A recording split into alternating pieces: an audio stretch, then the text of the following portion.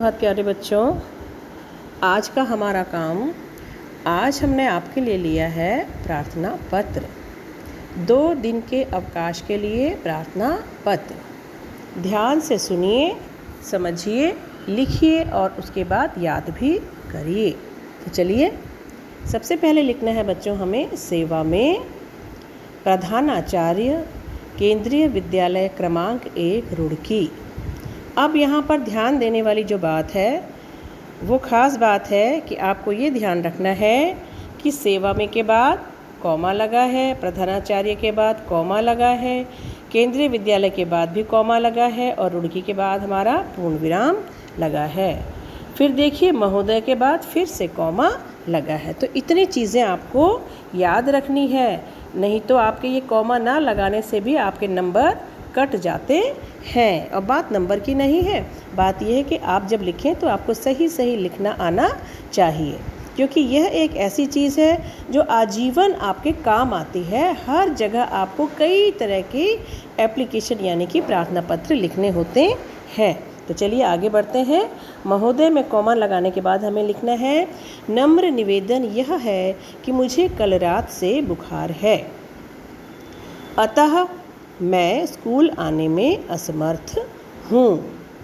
कृपया मुझे 2 दिन, अब 2 दिन कौन से हैं, मैंने आज की तारीख ली है 12 और 13, 12/7/21, 13/7/21। और अगर आप ध्यान देंगे तो आपको समझ आएगा कि ये यहाँ पर मैंने ब्रैकेट का इस्तेमाल किया है। ये देखिए, ठीक है, ब्रैकेट के अंदर लिखी है मैंने डेट का अवकाश प्रदान करने की कृपा करें। करें में भी ध्यान दीजिए आप, करें में भी हमने बिंदी लगाई है, ये देखिए, ठीक है। अब है धन्यवाद आपका आज्ञाकारी शिष्य या फिर आपकी आज्ञाकारिणी शिष्या। अब बच्चों 2 शब्द हैं यहाँ पर, एक है शिष्य और एक है शिष्या। आज्ञाकारी, आज्ञाकारिणी, ये देखिए 2 आपको यहाँ पर नए शब्द हैं। आज्ञाकारी लड़का, आज्ञाकारिणी लड़की, शिष्य लड़का और शिष्या लड़की, पुल्लिंग और स्त्रीलिंग, ठीक है। ये बॉयज़ के लिए है और ये गर्ल्स के लिए है। बॉयज़ लिखेंगे आज्ञाकारी शिष्य और गर्ल्स लिखेंगी आज्ञाकारिणी शिष्या। फिर बच्चों इसके बाद आप लिखेंगे यहाँ पर नाम। अब नाम के आगे ये ना करें कि आप सिर्फ एक डैश लगा दें और छोड़ दें। जो डैश है ये लगाया हुआ, यहाँ पर अपना नाम लिखें। अगर आपका नाम एक है, मान लो आपका नाम सुमित है तो आप सुमित लिखिए। अगर आपका नाम दक्षिता और त्यागी है तो आप दोनों ही लिखेंगी। कक्षा लिखिए, 4th या 4th लिखिए और सेक्शन ज़रूर लिखिए, 4th A या 4th B या कोई भी आपका सेक्शन है वो लिखिए।